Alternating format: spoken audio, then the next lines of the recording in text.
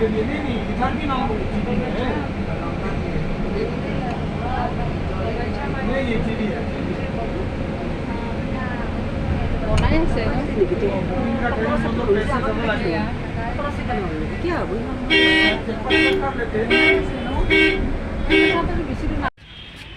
guys, আমি আহি আছো ব্ৰহ্মপুত্ৰ ৰিভাৰ ফ্ৰণ্টত।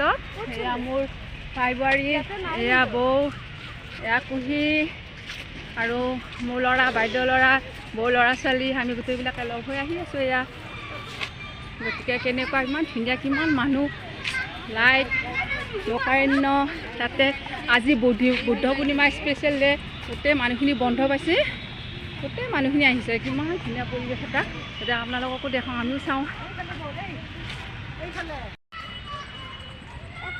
বুদ্ধ পূৰ্ণিমা স্পেচিয়েল, তাতে ছামাৰ ভেকেশ্যন ল'ৰাৰ, গতিকে আমি গোটেইবিলাকে মিলি আহিলোঁ আজি ৰিভাৰ ফ্ৰণ্টত, ব্ৰহ্মপুত্ৰ ৰিভাৰ ফ্ৰণ্টত।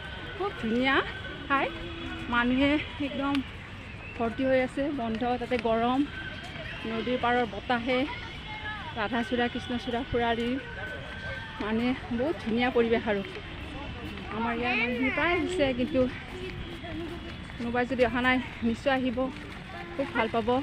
আৰু দেখুৱাই আছোঁ প্ৰাকৃতিক দৃশ্যখিনি।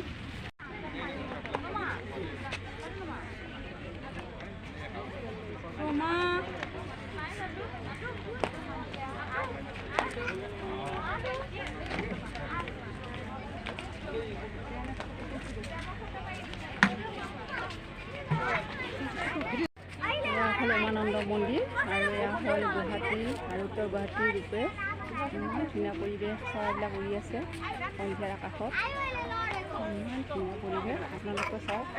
আৰু কোনোবাই যদি অহা নাই ইয়ালৈ আহিব, ইয়াতে ধুনীয়া পৰিৱেশ, একেবাৰে বহুত ভাল লাগিছে আহি, গৰমত একেবাৰে তাতে ব্ৰহ্মপুত্ৰৰ কোমল